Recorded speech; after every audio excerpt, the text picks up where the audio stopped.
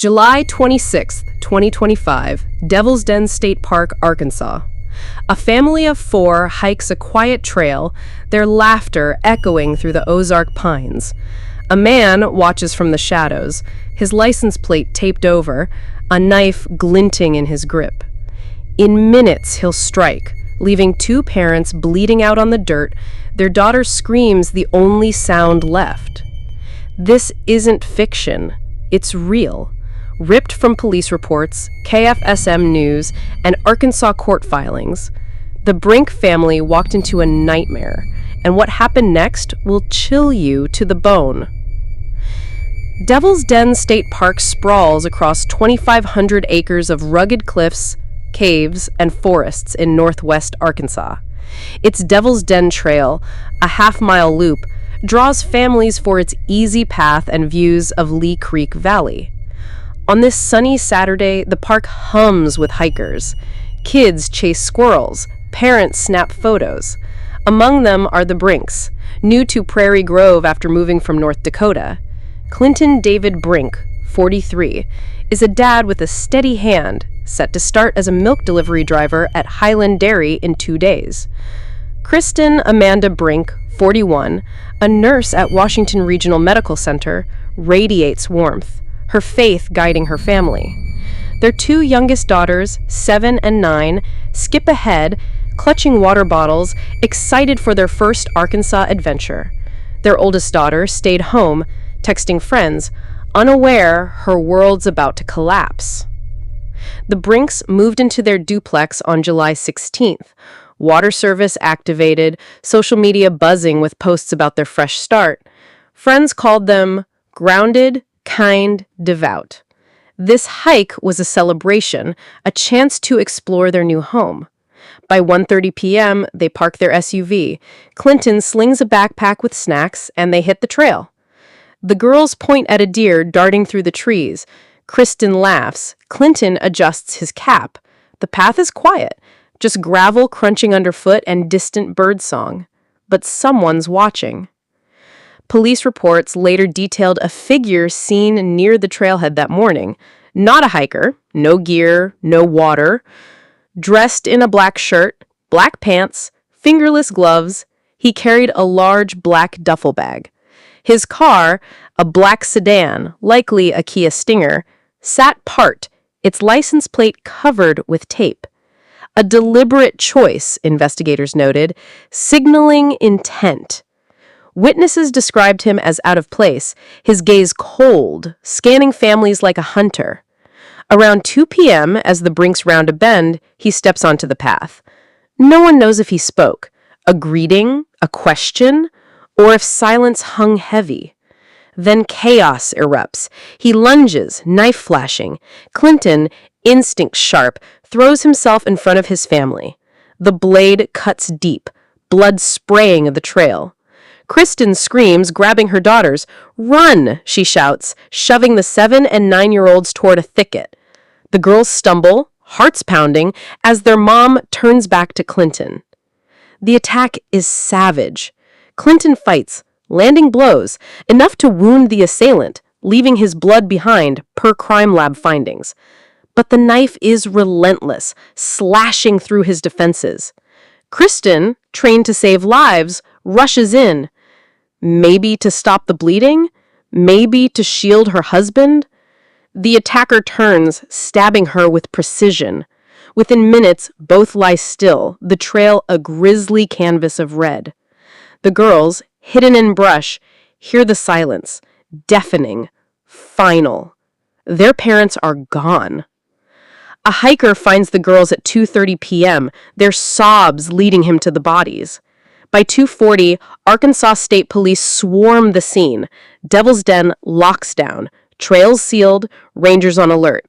The killer's gone, his sedan speeding off on Highway 170 or 220, swallowed by the Ozark's vastness. The girls, shaking, describe him. White, 20s or 30s, short dark hair, medium build, black duffel bag. Empty, they say. Empty for what? To take them? The thought lingers like ice. Drones hum overhead, canine units sniff trails, but the forest is a maze. Alerts go out, delayed by spotty cell service. By dusk, the nation's watching. The Brinks duplex sits empty, neighbors whispering about the nice couple from up north. A GoFundMe starts, raising $24,000 for funerals and the girls. Who was this man? Why this family? Was he still out there, stalking another trail? The manhunt kicks into gear, but clues are scarce. Blood samples, Clinton's, Kristen's, and the killer's, are rushed to the lab. A composite sketch emerges, clean-cut, unassuming, but those eyes, dead. Police beg for tips.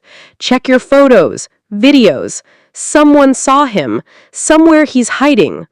Or is he already gone? What's in that duffel bag? Why spare the girls? Is this random or something darker? The answers are coming, but not yet. The trail's gone cold, but the truth is closer than you think. A family lies broken on a blood-soaked trail in Devil's Den State Park, July 26, 2025. Clinton and Cristen Brink stabbed to death, their daughters, ages 7 and 9, hiding in the brush, their screams swallowed by the Ozark wilderness. The killer, a shadow with a taped-over license plate, has vanished, leaving behind a black duffel bag and a trail of questions. Was he hunting them specifically, or was this a random act of horror? Every detail here comes straight from Arkansas State Police reports, KFSM coverage, and public records. Hold your breath. The manhunt's just beginning, and what's coming will shake you. As dusk falls over Devil's Den, the park transforms from a family haven into a locked-down crime scene. It's 4 p.m., less than 2 hours since a hiker found the Brink girls, their tear-streaked faces leading him to their parents' bodies. Clinton and Cristen, stabbed multiple times, lie sprawled on the Devil's Den trail, their backpack of snacks untouched nearby. The girls, now with park rangers, whisper what they saw. A man, white, 20s or 30s, short dark hair, wearing fingerless gloves and carrying an empty black duffel. Empty. The word hangs heavy. Empty for what? To stuff with evidence? Or to carry the girls away? The thought claws at investigators. Arkansas State Police swarmed the 2,500-acre park, their boots crunching the same gravel the Brinks walked hours ago. Drones buzz above the Ozark pines, canine units sniff for traces, but the terrain is a nightmare. Dense woods, rocky outcrops, no cell service in spots. The killer sedan, likely a black Kia Stinger, was seen speeding off on Highway 170 or 220. That taped-over plate screams premeditation. Who plans like that for a random attack? Police issue an alert at 8:40 p.m., delayed by the park's isolation. Too late? He could be halfway to Missouri by now.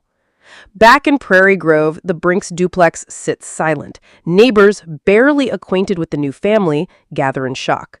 The couple had moved from North Dakota 10 days earlier, Kristen starting water service, Clinton prepping for his milk delivery job at Helen Dairy.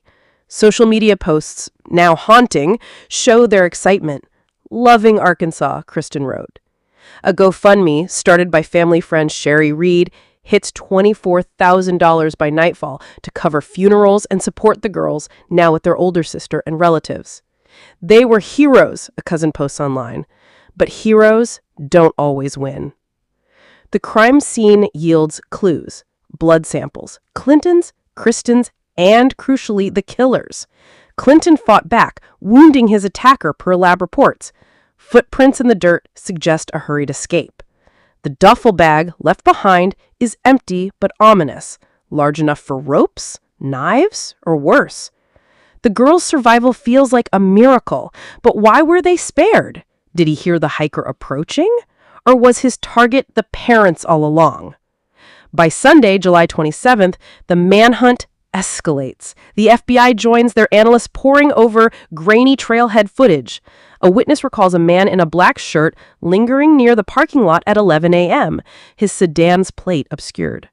Another hiker snapped a photo, blurry, but it shows a figure matching the girl's description, medium build, short hair, carrying that eerie duffel.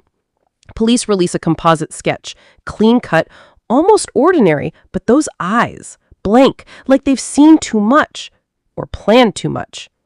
The public's on edge. Devil's Den and Newby Parks close indefinitely. Governor Sarah Huckabee Sanders calls the attack senseless, horrific, vowing justice. Tips flood in, over 200 by noon, from hikers, locals, even a trucker who saw a black sedan weaving on Highway 412. One tip stands out. A man, possibly injured, spotted at a gas station near Springdale, bandaging his arm. Clinton's resistance left a mark, and blood loss could slow the killer. But where is he? In Prairie Grove, the Brink story spreads like wildfire. Kristen's work coworkers at Washington Regional Medical Center mourn her selflessness. She pushed her girls to safety before turning back to Clinton. The 9-year-old's words relayed to police echo. "Mommy said run, so we ran." The girls, now in counseling, are safe, but scarred. Their oldest sister, spared the hike, learns the news via a shattering call. The community rallies, but fear grips Arkansas. Families cancel camping plans, hikers avoid trails. If Devil's Den isn't safe, what is? Investigators dig deeper. The killer's blood at the scene is a goldmine. DNA processing is rushed, but results take 48 hours. The sedan's description narrows the search. Black, possibly a Kia, last seen near West Fork. Highway cameras are checked, but rural roads offer cover. Was he local, knowing the park's blind spots, or a drifter passing through? The duffel bag gnaws at detectives, its purpose unclear, its presence deliberate. As Sunday fades, a chilling question emerges. Was this random, or did the killer know the Brinks? They had no enemies, devout, quiet, new to town. Yet the attack's brutality feels personal. Did he stalk them from the parking lot? Was he watching other families, waiting for the right moment? The girl's survival raises another puzzle. He saw them, yet walked away. Why? The net's tightening, but he's still out there, a wounded predator hiding in plain sight. Is he bandaging his arm in a motel? Watching the news, smirking? The truth is closer than anyone thinks, and the next clue will blow this case wide open. A killer slips through the Ozarks, leaving Clinton and Cristen Brink dead on a bloodied trail in Devil's Den State Park, July 26, 2025. His black sedan, license plate taped, speeds into the night, while 2 little girls, ages 7 and 9, carry the weight of their parents' final screams. An empty duffel bag, a blood trail, and a blurry photo are all police have. Is he a phantom, or is he closer than they think? Every detail here is pulled from Arkansas State Police reports, KFSM, and court records. The hunt's heating up, and what surfaces next will stop you cold. Sunday, July 27th, dawns grim over northwest Arkansas. Devil's Den remains sealed, its 2,500 acres a maze of pines and cliffs where a murderer could vanish. Arkansas State Police, backed by FBI drones and canine units, comb the park, but the killer's head start, nearly 24 hours, feels like a lifetime. The Brink girls, now with relatives in Prairie Grove, gave police a chilling sketch. A white man, 20s or 30s, short dark hair, black shirt, fingerless gloves, and that haunting duffel bag. Empty, they swore. Empty for what? To hide a body? To take them? The question festers like a wound. Investigators cling to hard evidence. Blood at the scene, not just Clinton's and Kristen's, but the killer's, thanks to Clinton's fight. DNA is being rushed, but labs need 48 hours. Footprints, size 10 boots, trail off toward Highway 170. The black sedan, likely a Kia Stinger, was spotted by a hiker at 2:15 p.m., peeling out of the park, tape over its plate. Rural cameras are sparse, but a gas station clerk near West Fork reports a man in a black shirt, arm bandaged, buying gauze Saturday night. He looked nervous, the clerk tells KFSM. Police chase the lead, but he's gone. The Brink story grips the nation. Clinton, 43, was days from starting at Hill and Dairy. Cristen, 41, a nurse, saved lives at Washington Regional Medical Center. They'd moved from North Dakota on July 16th, their duplex still half unpacked. A GoFundMe, launched by friend Sherry Reed, climbs to $28,000 for the girls' care and parents' funerals. Clinton fought like a lion, a cousin tells the Arkansas Democrat-Gazette. Cristen died saving her babies. The 9-year-old's words to police echo, "Mommy pushed us to run." Their oldest sister, safe at home during the hike, collapses when told. Prairie Grove neighbors light candles, but fear locks doors. By noon, tips flood in, 300 now. A hiker's cell phone video from 11 a.m. Saturday catches a man near the trailhead, matching the girl's description. Medium build, black backpack, duffel in hand. Another photo, grainy, shows him from behind, standing by a black sedan. Police release it to the public. Have you seen this man? The sketch, paired with the image, sparks calls from as far as Oklahoma. A trucker claims he saw the sedan on Highway 412 heading towards Springdale. Another tip, a man at a Fayetteville diner, blood on his sleeve Saturday night. Each lead is a thread, but the web's tangled. Monday, July 28th brings a shift. Arkansas State Police Mike Hagar holds a press conference. This was a random act, he insists, but his voice wavers. Random? The taped plate? The duffel? The precision of the attack? Too planned for chance. The girl's survival raises questions. Did the killer hear the approaching hiker? Or was his mission complete with the parents? The empty duffel gnaws at detectives. Was it meant to carry evidence away? Or was it for the girls, abandoned when he fled? A breakthrough looms. A Springdale woman calls at 3 p.m. A man, mid-20s, walked into Lupita's beauty salon and barbershop asking for a haircut. His arms bandaged, his vibe off. She snapped a discreet photo, sent it to police. It matches the trailhead image. Black shirt, short hair. Surveillance footage confirms. He's there, calm, getting clicked at 4 p.m. Monday. By 4:57, SWAT storms the salon. Andrew James McGann, 28, sits in the chair, a blue polo now hiding his black shirt. The cape is removed, cuffs snap on. Patrons gasp, scissors freeze. He doesn't resist. Who is McGann? A former elementary teacher, Texas, Oklahoma, now Arkansas. Hired for Springdale schools, but hadn't started. No criminal record, but whispers follow. Favoritism toward girls in Texas, per Louisville ISD reports. He resigned in 2023 after being placed on leave. Oklahoma's Broken Arrow schools noted odd behavior, but no charges. Parents there called him standoffish, offering candy to select students. Arkansas ran background checks, clean, yet something is off. Police search his apartment, knives, a black duffel, clothes matching the photo. His Kia Stinger, parked nearby, has tape residue on the plate. Blood on his sleeve matches the scene's DNA prelims. He confesses, "I did it." But why? Random, he mumbles, eyes blank. No link to the Brinks. Or is there? The community exhales, but questions burn. Why the Brinks? Was he scoping trails all day? The duffel meant for the girls? Governor Sanders praises the arrest, but trails stay closed. McGann's past, moving state to state, hints at flight. From what? Another crime? The net's closed, but the why eludes. Is he a drifter, a predator, or something worse? The girls' faces, etched with trauma, demand answers. The truth's creeping closer, but it's darker than you think. July 29th, 2025, and a killer sits cuffed in Springdale, Arkansas, his blank stare hiding the truth behind the Devil's Den slaughter.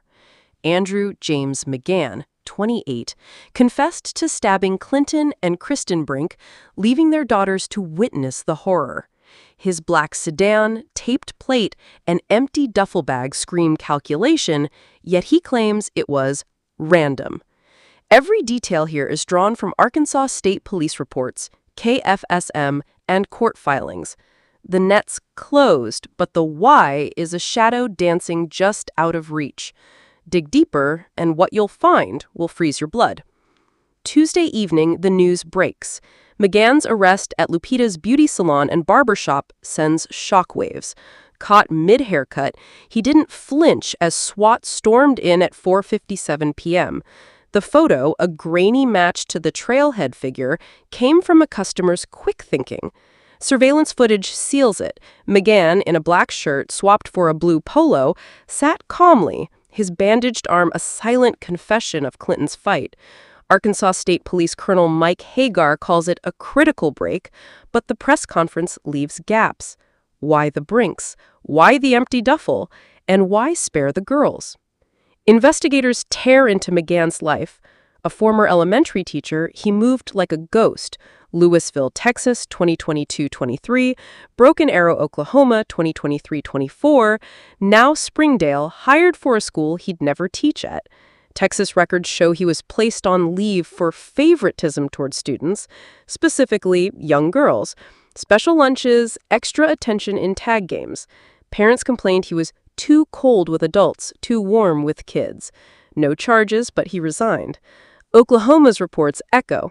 Odd behavior, candy given to select students, mostly girls. He left voluntarily.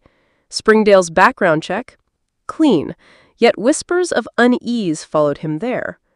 Police search his apartment, a sparse unit near Springdale's downtown. Inside, knives, some with dried blood, sent for DNA testing. A black duffel bag, identical to the one at Devil's Den, sits empty. Clothes match the hiker's photo, black shirt, pants, fingerless gloves. His Kia Stinger, parked 2 blocks away, has tape residue on the license plate. A gas station receipt from West Fork, dated July 26th, confirms he bought gauze hours after the attack. Blood on a discarded sleeve matches the crime scene's prelims. His confession, given within hours, is chillingly flat. I stabbed them. It just happened. No motive, no remorse. The community reels. Prairie Grove, where the Brinks lived, is a ghost town of fear. Their duplex, still half unpacked, becomes a shrine. Flowers, candles, notes. The GoFundMe hits $32,000, funding funerals and therapy for the girls, ages 7 and 9, now with their older sister and relatives. Kristen's work coworkers at Washington Regional Medical Center share stories she'd stay late for patients, her faith unwavering. Clinton's new boss at Highland Dairy mourns a man he never met. He was excited to start. A cousin's post goes viral. They died protecting their babies. The 9-year-old's words to police haunt. Mommy pushed us into the bushes. Wednesday, July 30th, brings a presser. Major Stacy Rhodes details the attack. Clinton took the first blows, shielding his family. Cristen hid the girls, then returned, her nurse instincts fatal. Unfathomable bravery, she says. The duffel bag's purpose remains a mystery. Empty, but large enough for ropes, tape, or worse. Was it for the girls? Detectives shudder. McGann saw them, yet walked away. A hiker's approach likely scared him off, but why no pursuit? Was his target specific, or was the chaos his goal? Tips keep pouring, over 400 now. A Fayetteville bartender recalls a man in a black shirt, arm bandaged, Saturday night. A Vermont detective flags at 2023 unsolved murder, a hiker, stabbed, wooded trail. Similar MO, but no DNA match yet. Online, theories explode. Serial killer, predator targeting families? McGann's teaching history fuels speculation. Parents from his old school's post on X, he gave my daughter candy, ignored my son. Always watching the girls at recess. No proof of crimes, but the pattern's unsettling. Prosecutor Brandon Carter vows the full weight of justice. Capital murder charges loom, the death penalty on the table. McGann's arraignment is set for August 1. Governor Sarah Huckabee Sanders praises the tireless police work, but Devil's Den stays closed. Hikers cancel plans, parks across Arkansas boost patrols. The girls in counseling relive the horror in nightmares. Their oldest sister spared the hike, grapples with guilt. Why wasn't she there? Questions claw at investigators. Why the Brinks? They had no enemies, new to town, devout, quiet. Was McGann scouting trails all morning, as a hiker's 11 a.m. video suggests? The taped plate screams planning. His quick moves, Texas to Oklahoma to Arkansas, hint at running. From what? Past allegations? Another crime? The empty duffel haunts. Was it for evidence or something darker? His confession's vagueness, "it just happened," feels like a dodge. As July fades, McGann sits in a cell, his past unraveling. Was he a drifter picking victims at random, or a predator with a plan? The girls' faces etched with Andrew James McGann, 28, sits in a cell, his confession echoing, "I stabbed them." Clinton and Cristen Brink lie dead, their blood staining Devil's Den State Park, July 26, 2025. Their daughters, 7 and 9, carry the scars of that day, their survival a miracle amid horror. An empty duffel bag, a taped-over license plate, and a trail of blood led police to McGann. But why? Was it random or something darker? Pulled from Arkansas State Police reports, KFSM, and court filings, the truth unfolds slowly now, piece by chilling piece. Brace yourself. The answers are here, but they cut deep. August 1st, 2025. McGann's arraignment looms in Washington County. The Springdale salon arrest, July 30th, 4:57 p.m., closed the net, but questions linger like fog over the Ozarks. His Kia Stinger, tape residue on its plate, sits impounded. Knives from his apartment match the crime scene wounds per lab reports.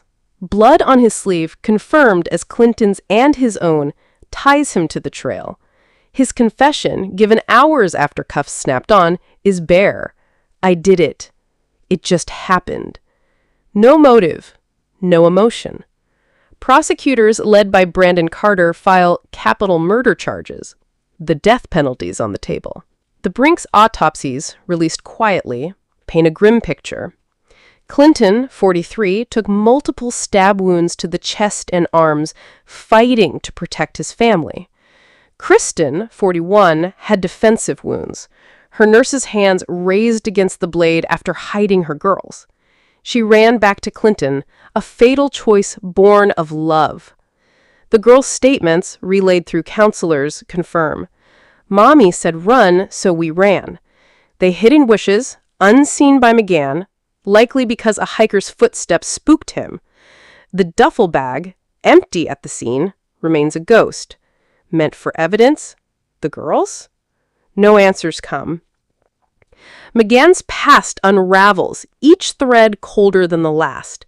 A former elementary teacher, he drifted. Louisville, Texas, 2022-23, left after favoritism complaints. Special treats for girls, aloof with parents. Broken Arrow, Oklahoma, 2023-24, saw similar whispers. Candy for select students. Odd vibes, per parents on X. He resigned both times. No charges filed. Springdale hired him for 2025. Background check clean, but he never taught. Was he running from scrutiny? Arkansas State Police find no prior crimes, no link to the Brinks. Random, Major Stacy Rhodes insists at a July 31 presser. But the taped plate, the duffel, the morning scouting, 11 a.m. trailhead video, scream planning. Investigators dig deeper.